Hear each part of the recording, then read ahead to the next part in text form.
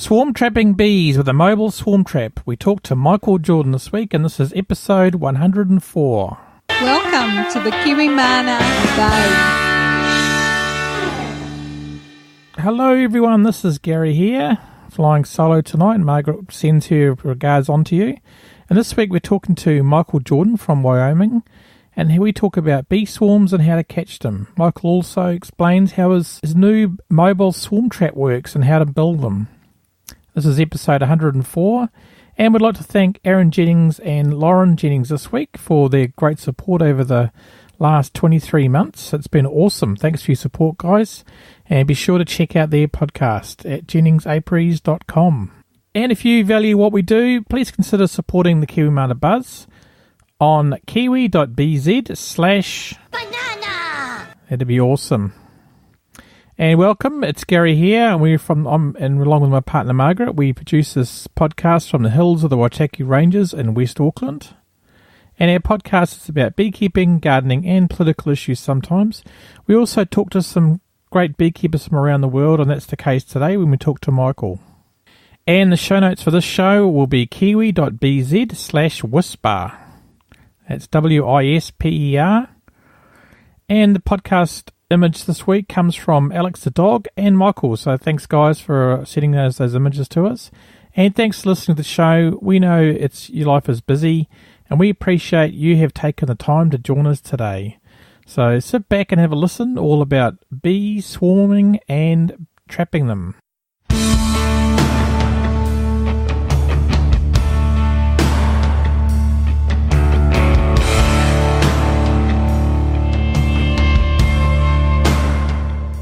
Hey everyone, today we've got Michael Jordan, known as the Bee Whisperer. He's from Cheyenne in Wyoming.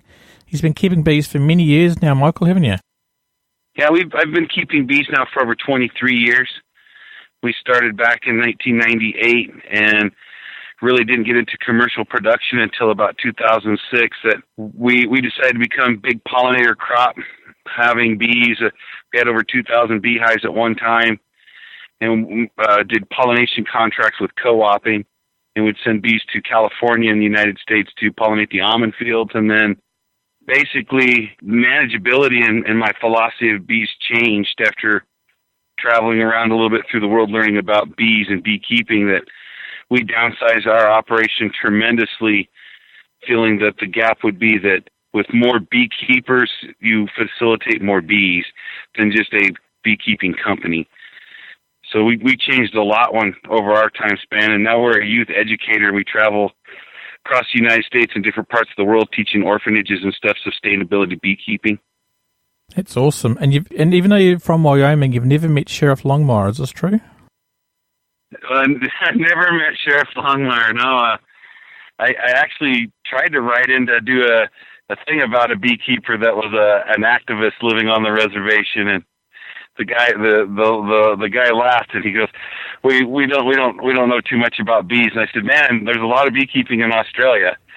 I said, that's where you guys are mostly from. And he goes, well, we do all of our filming in New Mexico. I was like, you do all this stuff about Wyoming and the reservation and being a sheriff, and you guys aren't even from here. He goes, yeah, it works out that way a lot. Yeah, true. And you're a returning guest, because you were on the Kiwimana Buzz in September 2015. So it's over a year now, Michael. Can't believe you can believe that. No, it seemed like just a couple months ago. But you have a lot of great programming that you do. You bring in a vast amount of beekeepers with a huge amount of experience in many different fields of beekeeping, which is pretty phenomenal. Your guys' program of bringing everybody in from commercial beekeeping to holistic beekeepers to backyard production, naturalistic to people that are big into community awareness about pesticides. You do a lot. So I'm sure when you're saying, it seems like just yesterday you have so many people on there, I'm surprised you remember my name. We'll never forget your name, Michael, never. No, absolutely. No, it's been. Oh, thanks for that. It's awesome to hear.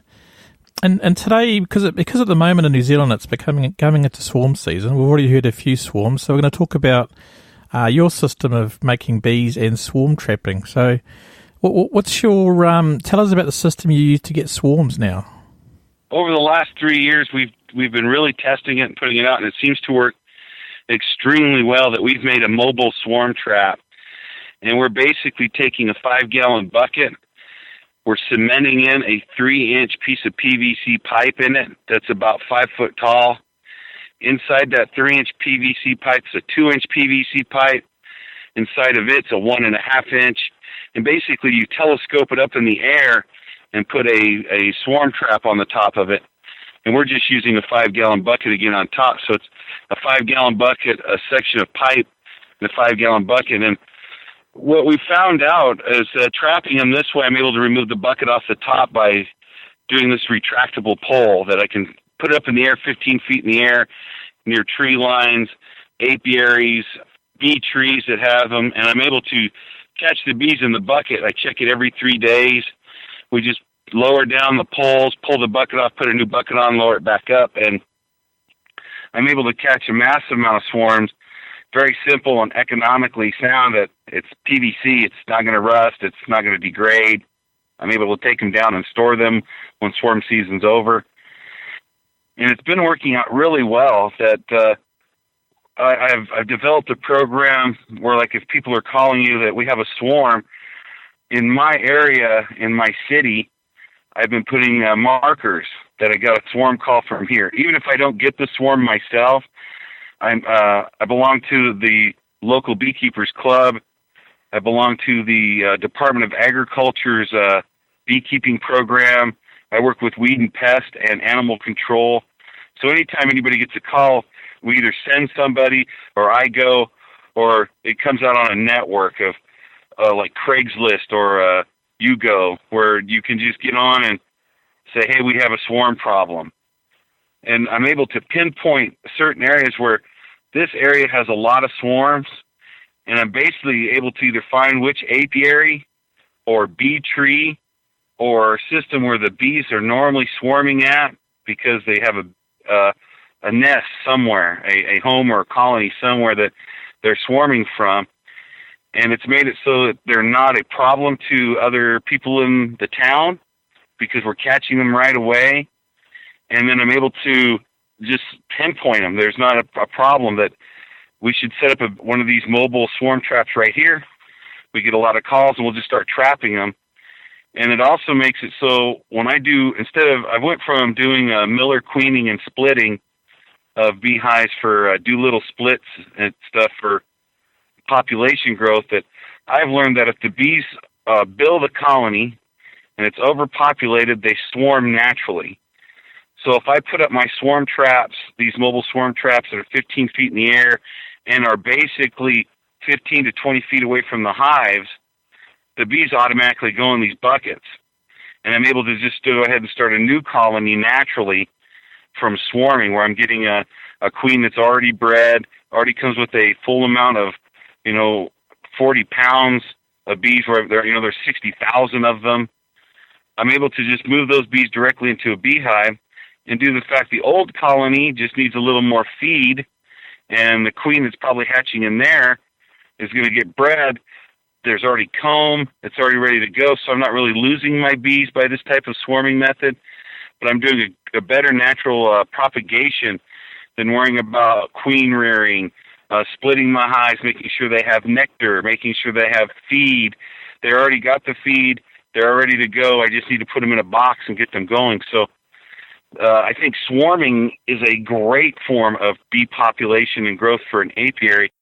And if you're marking areas in your city where you're getting lots of swarm calls in that area, you can basically populate your apiary faster by just directly catching swarms of feral bees or bees that have wandered out of apiaries from, I wouldn't say poor management, but people that are just keeping bees and don't really care if they swarm or not, that you're isolating them down and catching and able to work with the bees easier.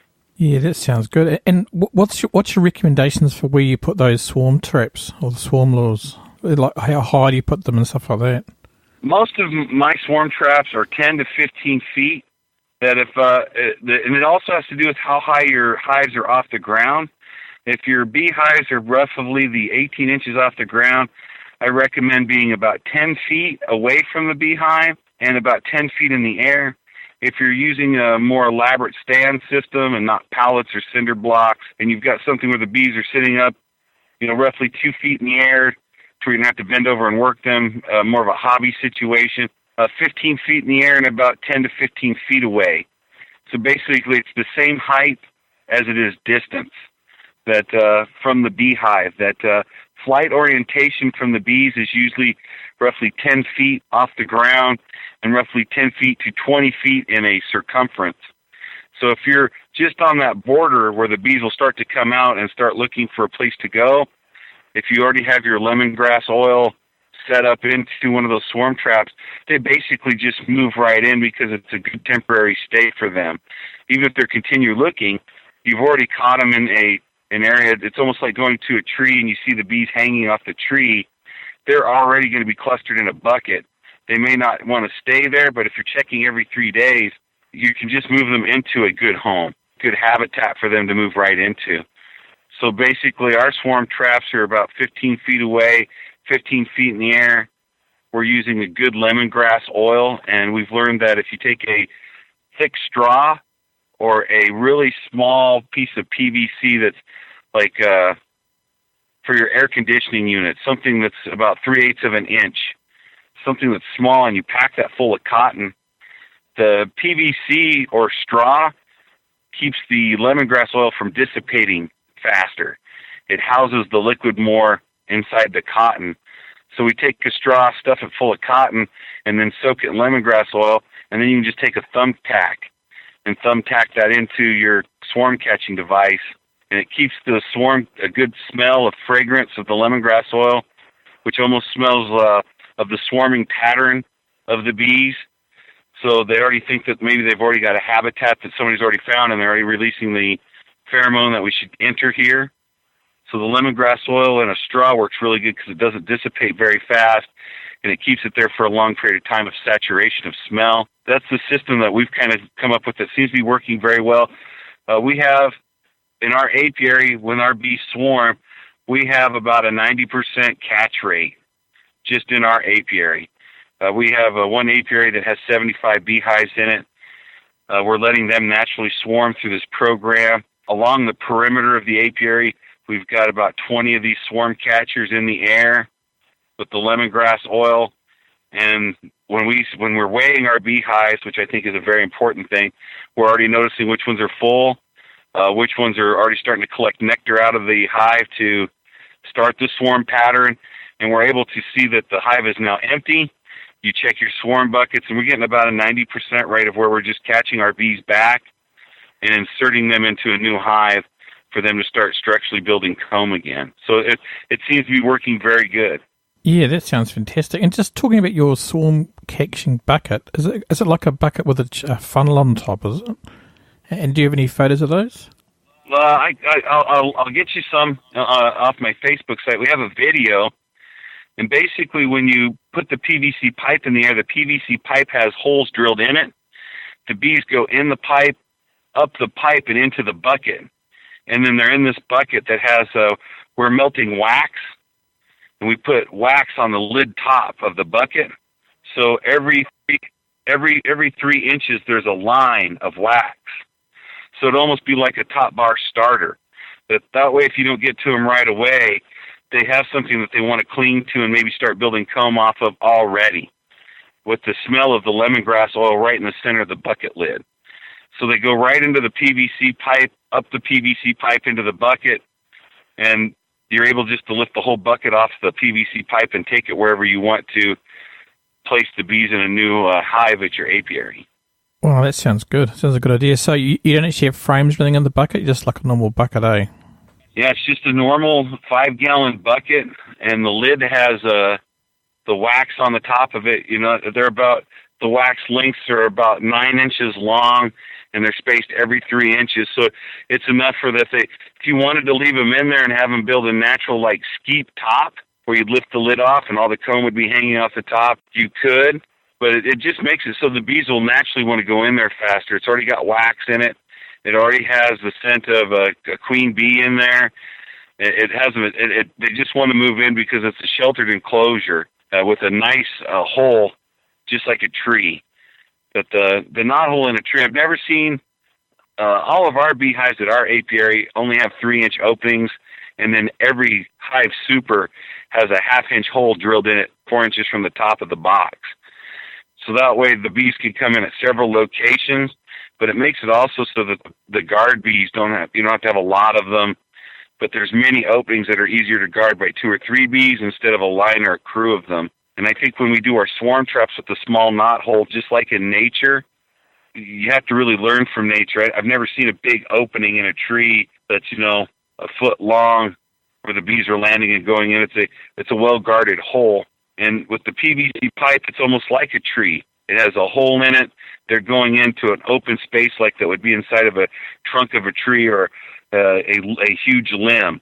I think it gives them the branch of more of a habitat that they're used to. Yeah, absolutely. I mean, the huge entrances on commercial beehives are not natural at all, are they? No.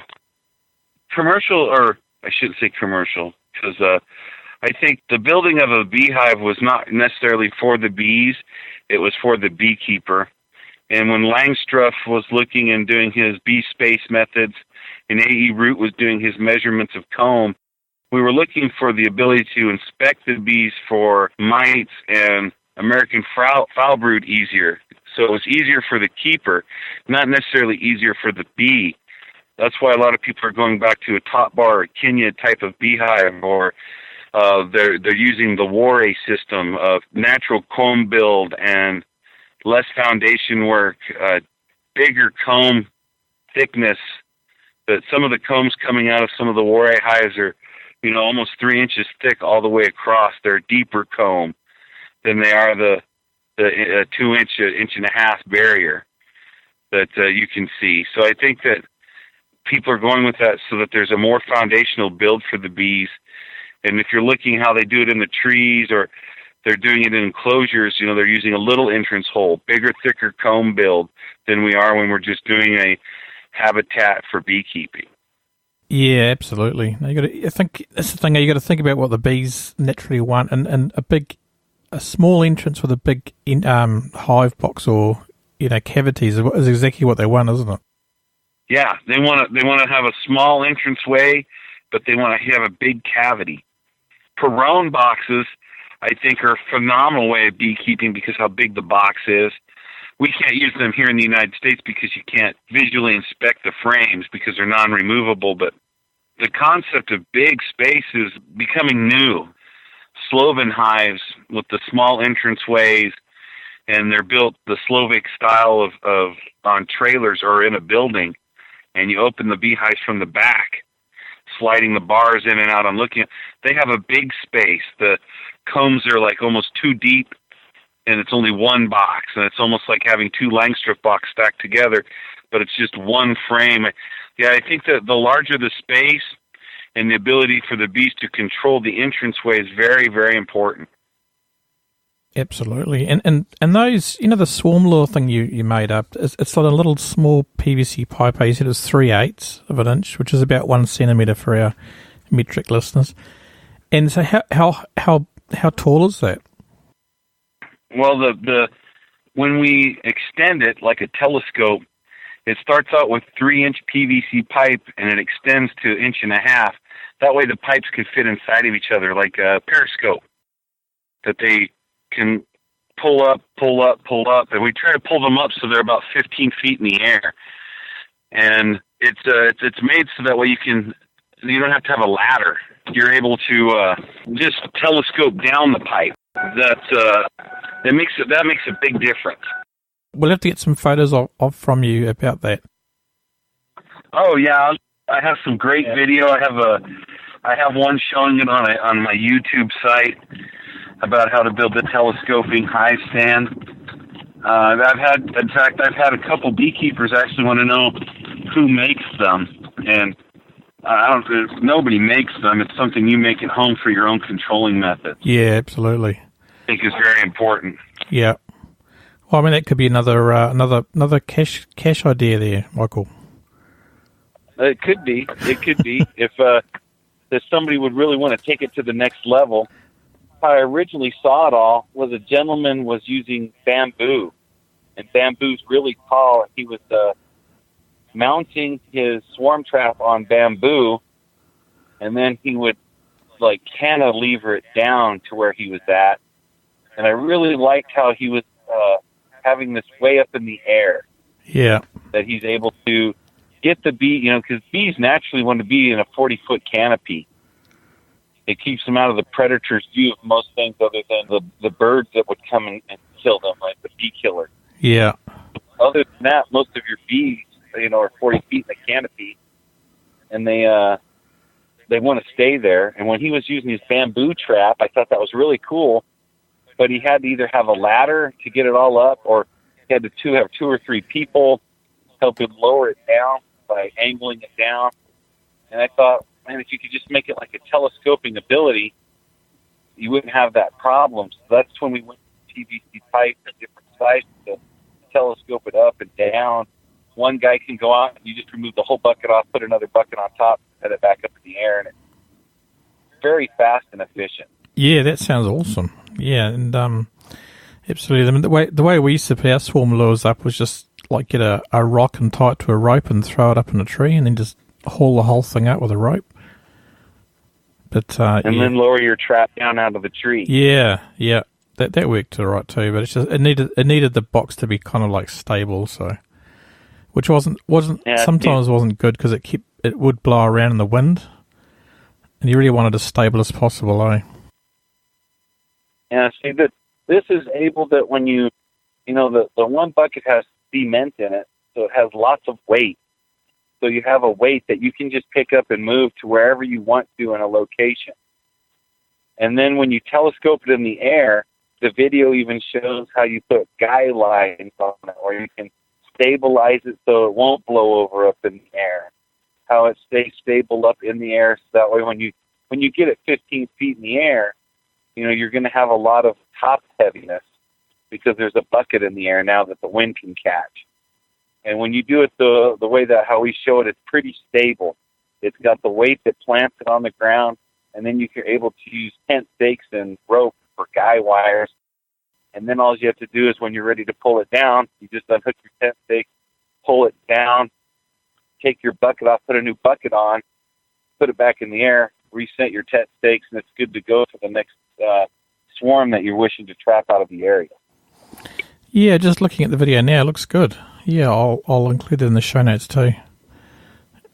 You got a lot of basketball videos as well, there, Michael, from your old career. Yeah, I retirement changed my color, my height, and my profession. I went from paying, for the Chicago Bulls to keeping bees. Yeah, it made me short, white, and fat. Kind of. It's all the weight of the bees, isn't it? It sort of made you shorter. Yeah. Well, when I'm compared to the bees, at least I'm not as intimidated. Oh, exactly.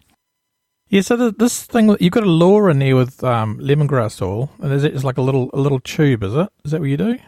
Like a straw? You were saying it's a straw. Yeah, we're using a straw. A straw cut about 2 inches long. Yeah. Just like a drinking straw that you would get your soda in. And we're just packing that soda straw with cotton. And then I dip that whole straw in lemongrass oil, and the cotton absorbs the lemongrass oil. Yeah. And due to the fact that the straw is easy to puncture, I can puncture the straw with a thumbtack.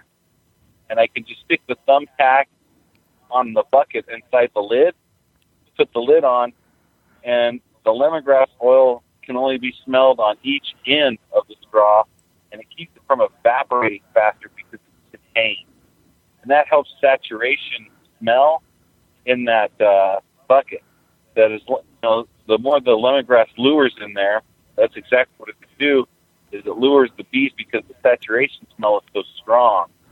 And the bees just are, like I said, our success rate is about 90% of catching bees just out of our own apiary because they naturally want to go to where that scent is, that it's high in the air, it's accumulative. And if you have a little bit of wax starter, they already think that somebody already tried to start here.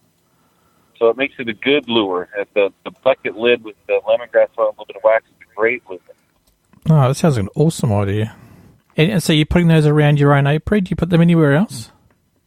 Yeah, we put them around our apiary that way because I'm trying to do more natural lit. That way I'm not, we used to take wooden dowels, dip them in wax, make our own queen cups, punch out larvae, put the larvae inside the queen cups, build queens. And then you would have either a lot of queens that you either needed to sell or get rid of, or they would die. You can only put so much out of your beehive before the populations are too small for growth. And so I've come to my theory is that if I let the bees swarm and I can catch the swarm, the bees that are left back in the hive already have comb that's pre-made and a brand new queen that just needs to be bred. As soon as she's bred, she can already start laying in that hive.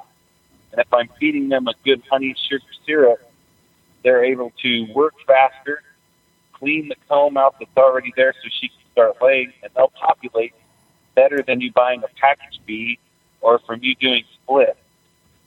And when you did splits, you took out brood, you took out pollen and nectar, you had to have a frame of pre-made comb.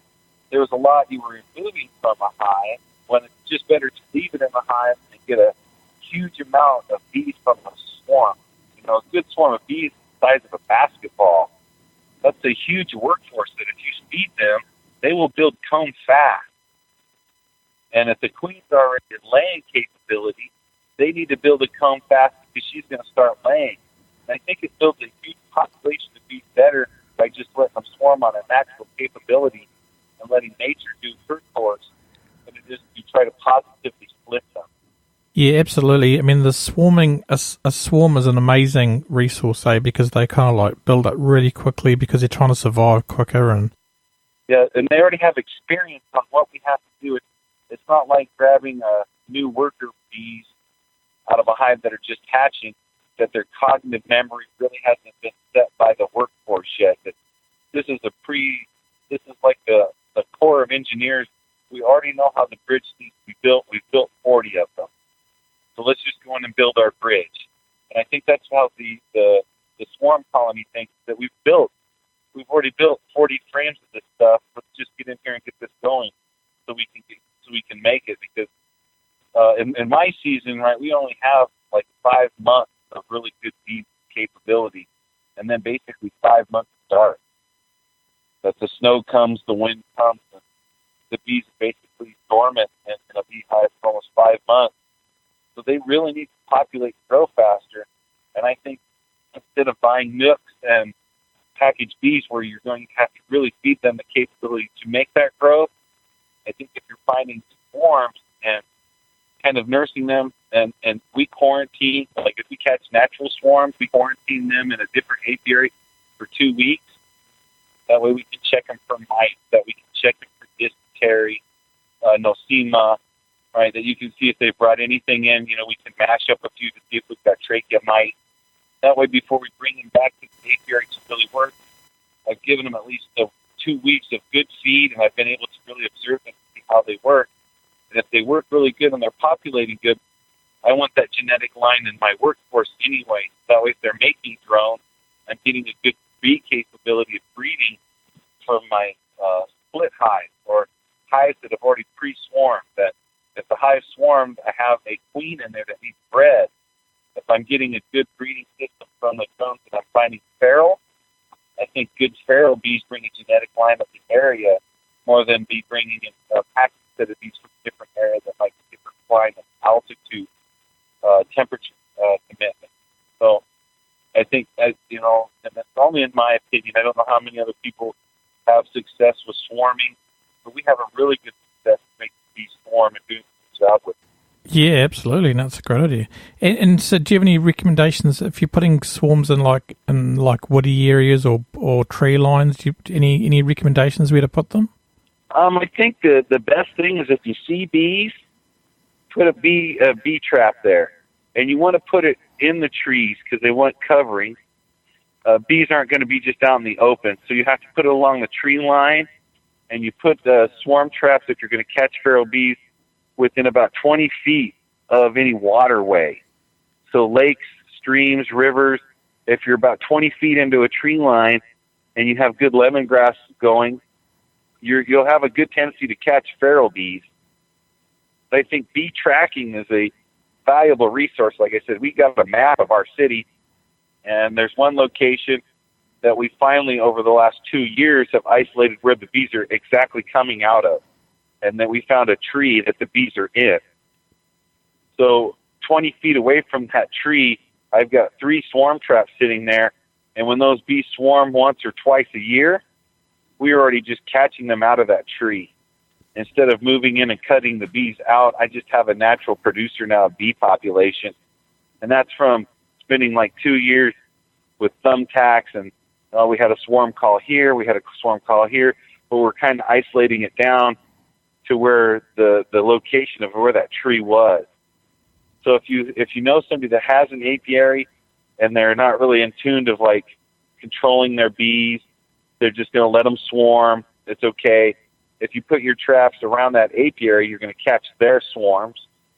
And if you can find an area where you're getting swarm calls and you start putting your traps in those areas, you can almost isolate and catch them from bee trees. And if you're just looking for feral bees, you can always use the old Dospus method where they're catching a bee in the wild, and then you super glue a piece of dental floss about 3 to 5 inches long on his back, and you watch the ribbon fly in the air, and it's going to fly towards the location of where the bees are, or where their home and hive is at.